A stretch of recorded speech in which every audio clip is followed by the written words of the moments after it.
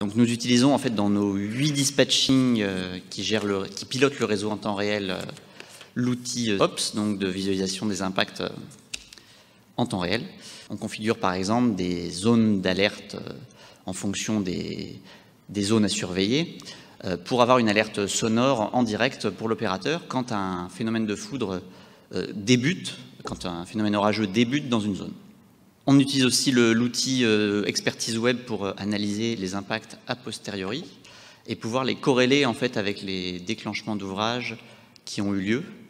Ça permet de faciliter, après de préparer les programmes de maintenance des ouvrages éventuellement, et de faire des statistiques sur les zones les plus foudroyées du réseau, éventuellement les évolutions apportées en termes de protection, parafoudre ou câbles de garde sur les ouvrages. Toujours dans l'objectif de satisfaire nos clients pour avoir le moins de creux de tension possible chez eux. Quand on a un début de phénomène orageux dans une zone où il y a des ouvrages 400 kV, si la conséquence d'un éventuel court-circuit dû à la foudre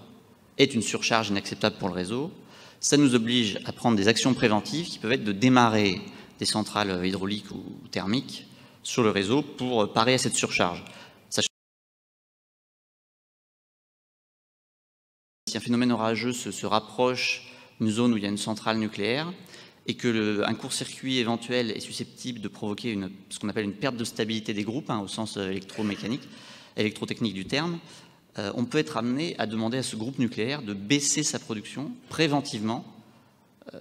à cause du risque apporté par le phénomène orageux. Voilà, donc évidemment, je ne vais pas vous faire un dessin, mais baisser une centrale nucléaire, ce n'est pas sans conséquence sur l'équilibre offre-demande de l'ensemble de la France et évidemment de l'Europe, puisqu'on est interconnecté.